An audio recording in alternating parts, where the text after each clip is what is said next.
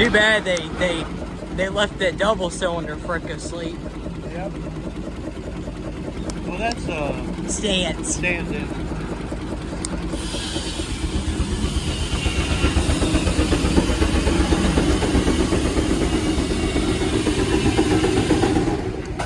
The Morningwood Sawmill.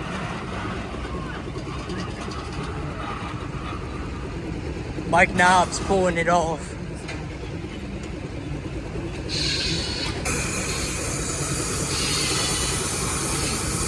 The pop-off valve.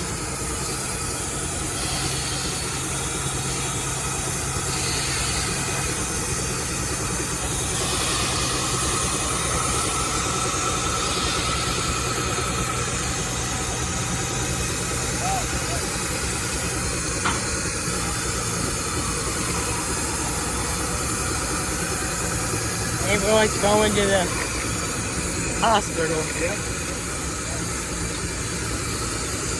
Yeah, that's the Singer family's kid gone.